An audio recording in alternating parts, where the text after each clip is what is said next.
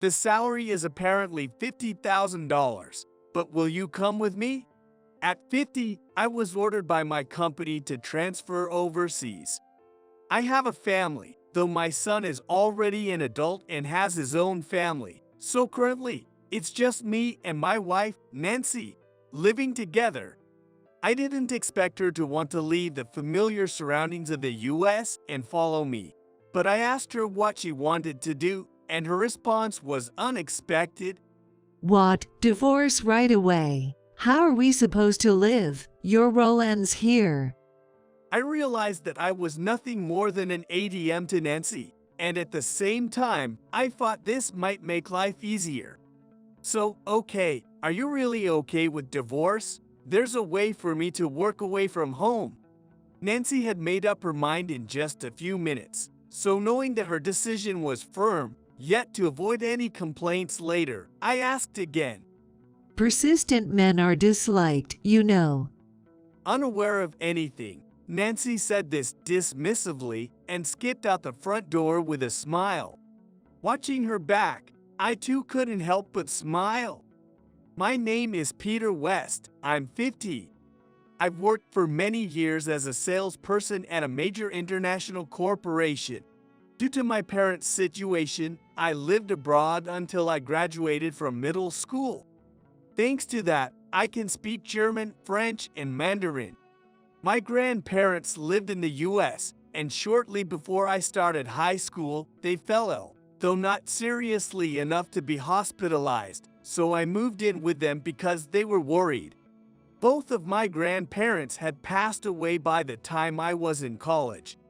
Since my parents couldn't return to the US to do their jobs, I was forced to live alone in the US. Having lived abroad for so long, the US initially felt foreign to me, and it took some time to get used to it. But once I did, it became very comfortable. Although it was my dream to work overseas like my parents, part of me still wanted to stay in the US, and I struggled with where to apply for jobs.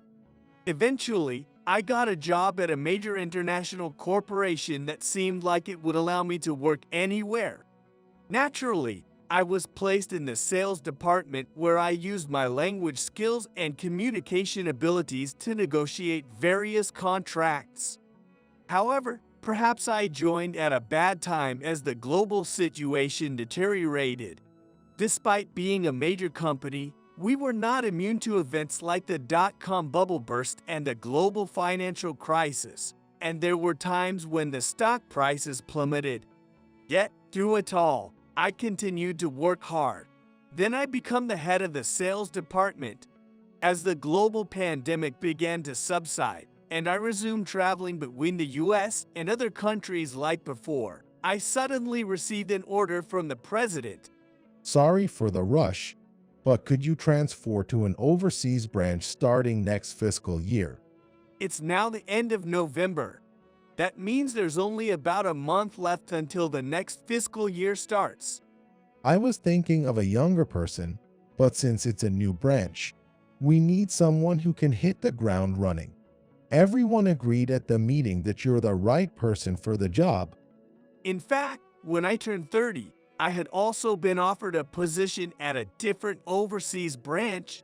However, at that time, I had just gotten married, and my wife, Nancy, was pregnant. I couldn't leave Nancy in her condition, and I couldn't ask her to handle our first child-rearing experience abroad, so I declined. But now, our son has his own family, and there's no need to worry about that. Please, let me go. I am a bit concerned about Nancy, though. However, we haven't had a proper conversation in years. Whether I am here or not doesn't really make much of a difference, and so I thought going alone wouldn't be an issue. I was planning to immediately discuss the transfer when I got home, but the entrance, and indeed the house, was pitch dark. It used to be a warmly lit home, but it had grown colder since our son went to high school out of state and moved into a student dormitory. As I turned on the lights, I reminisced about the past. Now that our son is gone, I've got some free time. Shall I start taking some lessons? Nancy asked me to go to a new yoga school in our neighborhood. That sounds good. Enjoy it. Staying home and just doing household chores every day can be suffocating, so I respected Nancy's opinion. But that's where everything started to go wrong. When it was just the two of us again, at first it felt like we were back in our honeymoon phase. During dinner, we chat about trivial things that happened that day while enjoying Nancy's home-cooked meals. Occasionally, when I cooked, Nancy would smile and say thank you, and we were just an ordinary couple like any other. However, about 2 years after Nancy started taking lessons, I began to feel uneasy. She would go out drinking and hanging out with friends, and I never stopped her. I would go out myself on occasion as well, but the frequency of her outings had increased significantly.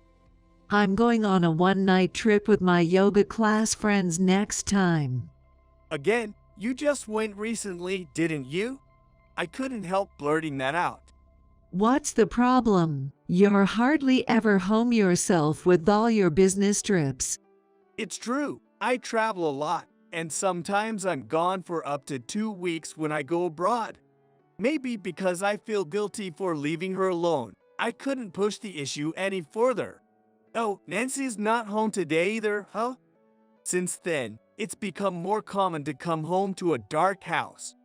If I reach out, she's either out dining with friends or will be late because she's gone drinking, and gradually, as the house grew darker, so did the distance between us. I don't even feel like cooking just for myself anymore, so I just boil some water and eat instant noodles. That's become the routine. There's not much time left until my transfer, so I figured I'd better talk to her soon and sent Nancy a message. I need to talk to you. Please find some time soon. We're supposed to be living under the same roof as a married couple, but the message felt like there was no sign of that. Despite being the one who sent it, a heavy sigh escaped me. There was no reply, and by the time the date changed, even before I went to sleep, it hadn't been read. The next day was a day off, and I spent it lounging in bed in my room. It was almost noon and I was getting hungry, so I headed to the living room where I found Nancy, reeking of alcohol, asleep on the sofa. I drink too, but even I would want to pinch my nose at the smell of alcohol on her. Hey, when did you get back? Go take a bath first. I need to talk to you. Why are you here? What a hassle. I forcibly woke up a still drunk Nancy and urged her to take a bath to clear her head. Surprisingly, she was back quickly and grabbed a bottle of water from the fridge, gulping it down. Hey, didn't I say I needed to talk? As she started heading to her room, I hurriedly stopped her. I grabbed her arm, but she glared at me as if to say don't touch me and brushed my hand away. What? I have nothing to talk about. She used to smile and listen to my stories with enjoyment, but I could see none of that now. She seemed like a completely different person. On short notice, my transfer has been decided. Overseas from January. Doe, it's okay. It doesn't make a difference whether you're here or not. Just leave me the money. That's all I need. Although I expected it, hearing it said out loud still stung, even though our relationship had cooled. The salary is apparently $50,000, but will you come? I don't expect you to leave the familiar surroundings of the US and follow me, but when I asked what you wanted to do, I got an unexpected response. What? Divorce right away? How are we supposed to live? Your role ends here. I realized that to Nancy, I was nothing more than an ATM, and at the same time, I thought this might make life easier. So, okay, are you really okay with divorce? There's a way for me to work away from home. Nancy had made up her mind in just a few minutes that divorce was the only option. Knowing that her decision was firm, yet to avoid any complaints later, I asked again. Persistent men are disliked, you know. Unaware of anything, Nancy said this dismissively. and instead of heading to her room with a smile, she left through the front door. Watching her back, I too couldn't help but smile. I went to ventilate the alcohol-smelling room by opening all the windows in the living room. Opening all the windows at the end of November, the season makes it a bit chilly. It's almost like the cold air that flows between us as a couple. If it comes to a divorce, there's a lot to be done. It's not just a matter of packing up my things, so I immediately start preparing for various things. As I silently proceed with the work, the front door clicks open and Nancy comes back. Hey, sign this now. Hurry up. Nancy hurriedly urges, clutching some papers in her hand. She seemed to have prepared the divorce documents immediately. Even though she has a hangover, she seems so happy about the divorce. There's no need to rush. This is sudden for me, so I'm busy preparing. What? It's just a signature. Well, fine. Then please submit it yourself. As she said this, she went out the door again. And interested in where Nancy was going, I started moving my hands again. Then I continued to act behind the scenes. Of course, Nancy wouldn't notice. Rather, the joy of being able to divorce me seemed to make her more carefree than ever, and there were no signs of her returning home. This was convenient for me as I smoothly laid the tracks to send Nancy on her way to hell. Even when the day came for me to leave for my new assignment, Nancy did not show her face. I've submitted the divorce papers. I confirmed the joyful emoticon sent back immediately after my message, and then I left the US. Arriving at my new home, I lay down on the floor of the empty room. So I'm free now. It feels a bit lonely though. We hardly ever spoke or saw each other. But strangely, now that we were truly apart, I felt a sense of loneliness. Maybe this empty space amplifies that feeling, I thought, as I headed out to shop. Despite being tired from the long flight, the excitement of being overseas again had me ignoring that and shopping around without a care. By the time I headed home, any feelings of loneliness were long forgotten, replaced by excitement for the life ahead. Since the handover was complete and there wasn't much for me to do in the US anymore, I used some vacation days to leave about a week earlier. The next day after arriving, I was leisurely unpacking when I heard an unfamiliar sound. I peeked out the window to see if it was coming from outside, but the sound faded. Returning to the unpacking, the same sound reached my ears again. What? My cell phone? What's this sound? It turned out the noise was from my phone. Checking the screen, it seemed to be a call through an app, different from the usual ringtone. I knew about app-based calls, but had never actually received one before, and hadn't realized it was the ringtone. The caller was Nancy. She must have used the app because a regular call to me overseas would be international and costly. I felt like I had nothing to talk to Nancy about, so I ignored the call and returned to unpacking. However, the unfamiliar ringtone kept interrupting, indicating Nancy wasn't giving up. Finally annoyed, I reluctantly answered. "Hello, what do you want?" I wouldn't normally sound so cold, but Nancy was now a stranger to me. Kindness was unnecessary. Yet, as if my attitude didn't matter, Nancy raised her voice. Hey, what's this weird piece of paper? Were you spying on me? The weird piece of paper Nancy was referring to was probably a certified letter. In fact, Nancy had been cheating for years, and I had slowly become aware of it. When I first suspected it, the thought of divorce crossed my mind, but I heard that divorcing is harder than marrying. Without concrete proof, and as long as I was handing over money, I wouldn't be bothered, so I let it be. However, once divorce was on the table, things changed.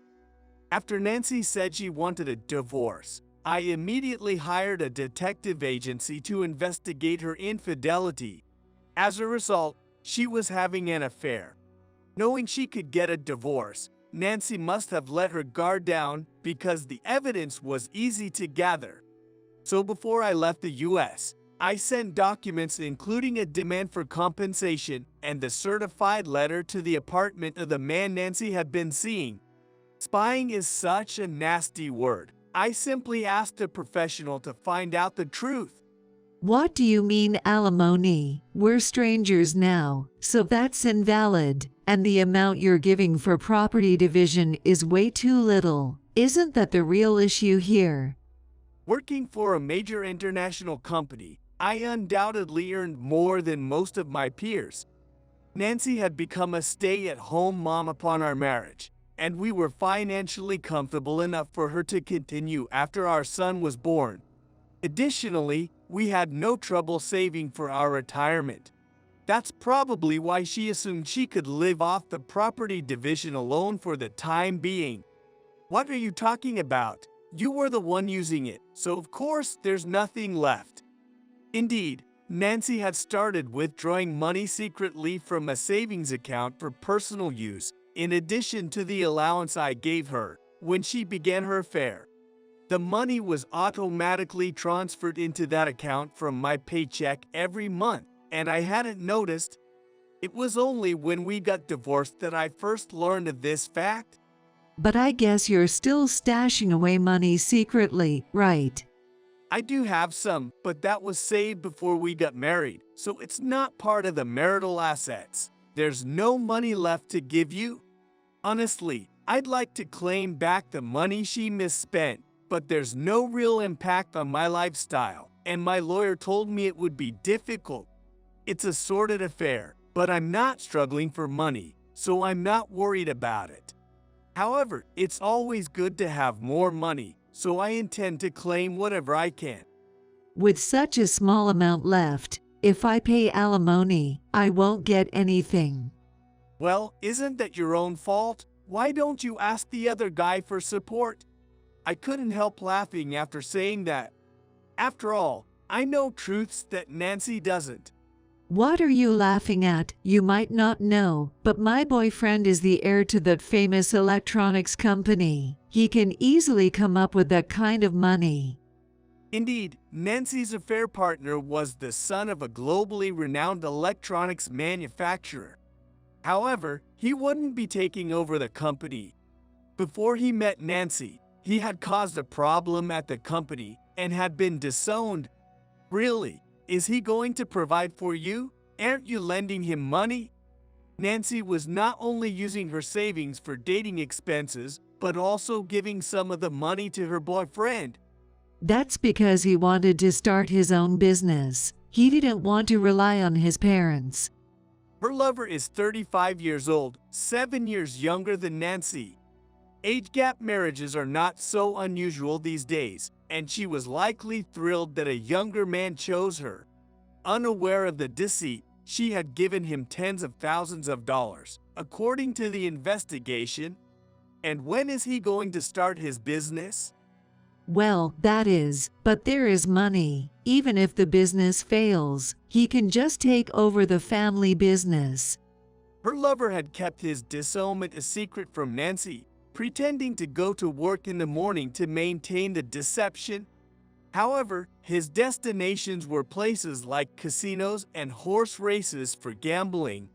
He would kill time with the money Nancy gave him and then return home as if nothing had happened, a cycle too obvious to miss, but Nancy, lost in her fantasies, failed to see it.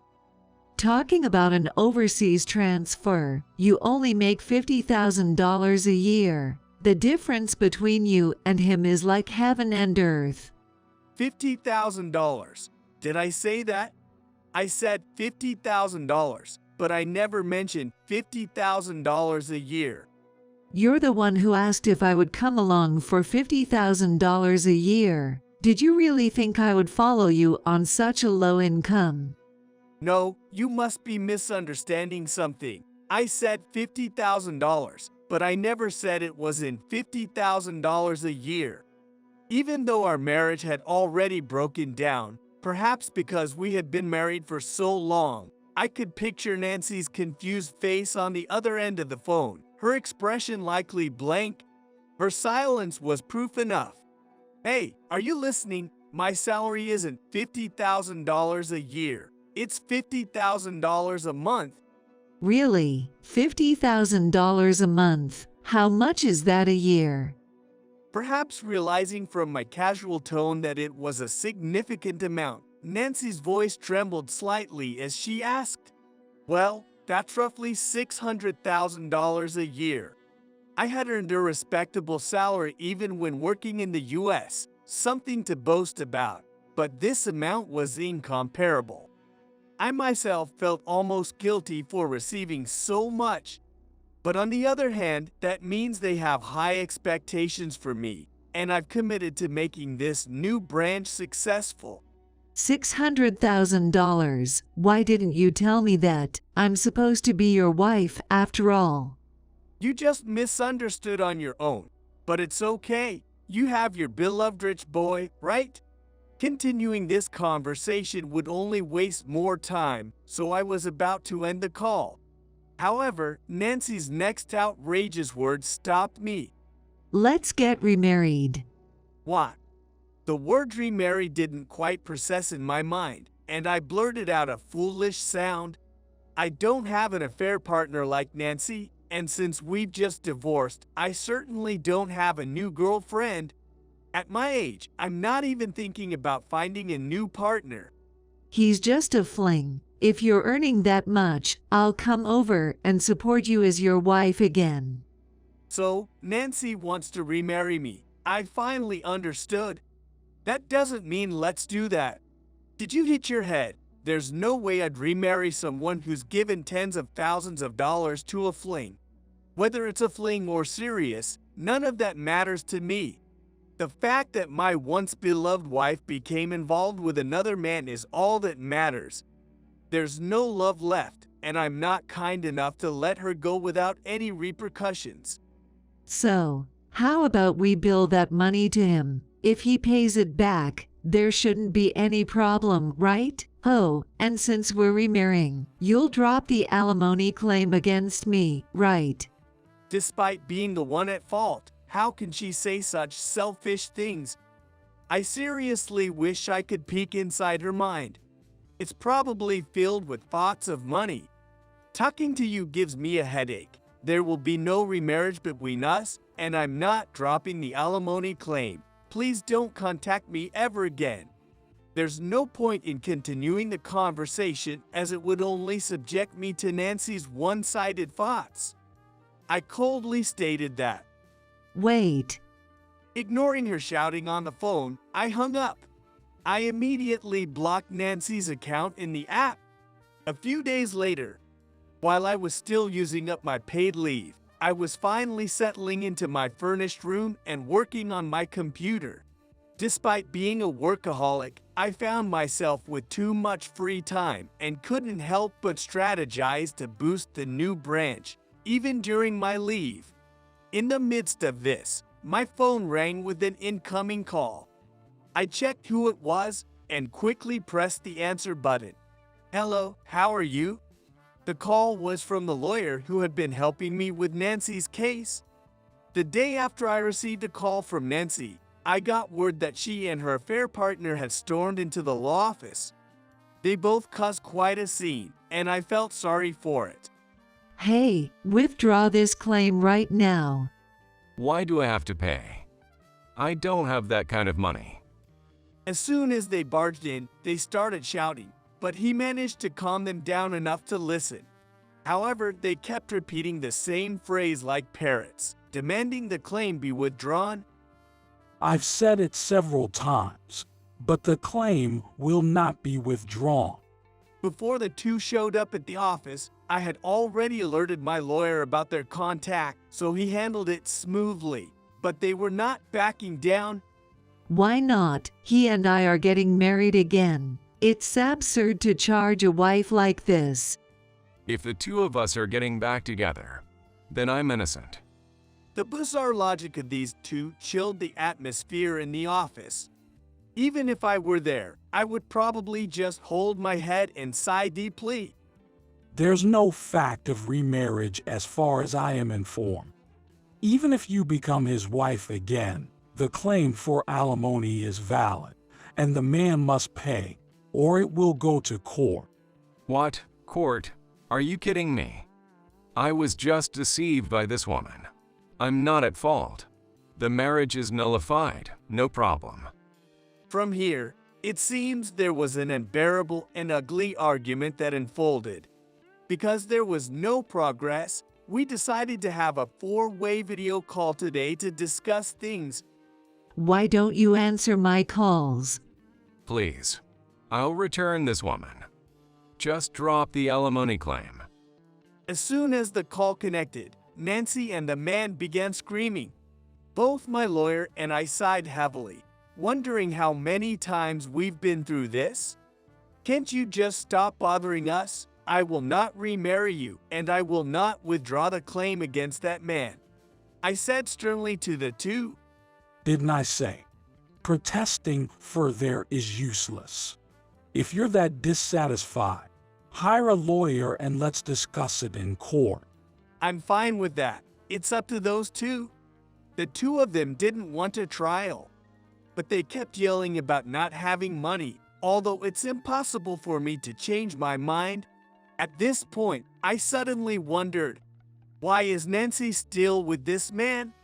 According to the lawyer, although they blamed each other for their troubles, they were still living together. Given Nancy's greed for money, if she knew she was being swindled, she would likely claim alimony herself. However, Nancy hasn't shown any intention of asking him for money. Why are you so reluctant to pay? If he is the heir to a major company, he could easily afford that amount. At my words, the man clenched his lips tightly. That's because I told you, he's saving for his new business. It's almost time for that dream to come true. Then why do we need to remarry? He has money after all. From Nancy's words, it's clear she still hasn't realized that this man is deceiving her. When the topic turns to money, the previously assertive man shrinks and becomes silent. It's because I truly love you. Money doesn't matter. Don't make me laugh. If money doesn't matter, why didn't you come with me? You're only thinking of coming back because you think I earn more than him. As I say this, Nancy struggles to find words. She couldn't find any excuses. Well then, we don't have to remarry. Just give me some time to pay. I'll pay as soon as his business takes off, okay? It seems Nancy finally realized that neither remarriage or withdrawing the claim is feasible, and she glances at the man while saying this. However, the man remains silent, head bowed, and Nancy's frustration grows. Say something. It's useless. He's no longer the heir, and the whole wanting to start a business thing was a lie. When I say this, Nancy is stunned, her mouth agape in a foolish expression. Perhaps this is what they mean by speechless? What he says is true. We've already looked into it. The lawyer, seeing Nancy's incredulous expression, hands her the investigation report. That's right. I have no more ties with that company. I was only with this woman because she had money. Like I would bother with an old lady otherwise. The man, having spilled everything, starts laughing manically as he reveals his true feelings. That's a lie, right? What about all the money I gave you? I blew it all on gambling. There's not a cent left. Having given this man tens of thousands of dollars, Nancy collapses on the spot, her face turning pale. The realization that the man she betrayed her husband for was in fact exploiting her for money all these years must be devastating. Hey, you, I was just deceived. Please help me. Let's sue this man together. As she says this, tears streaming down her face, she reaches out to me. But I have no sympathy left for Nancy. If you want to sue, go ahead alone. You and I are strangers now, and we will never be family again. I've done. If we can't progress further, please prepare for the court proceedings. Understood. I will contact you again soon. On this screen, Nancy continues to sob while the man keeps up his maniacal laughter. I knew divorcing would be draining both physically and mentally, but I never expected to be this battered by it. A few weeks later, I received another call from the lawyer. Both of them are against going to court, so we've settled on them paying the alimony. Going to court would cost money, and it was clear that Nancy and her partner had no chance of winning. Even the gambling-loving man didn't bet on a losing outcome. However, they don't have the lump sum available, so it will be paid in installments. As long as they pay, I don't care how it's done. Thank you. I'm sorry for the trouble.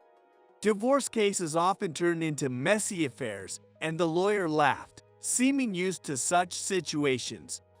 I was relieved that this finally settled things. However, it wasn't over that simply. Though we had agreed on the alimony payments, they stopped after the first 2 months. Both of them tried to escape their obligations.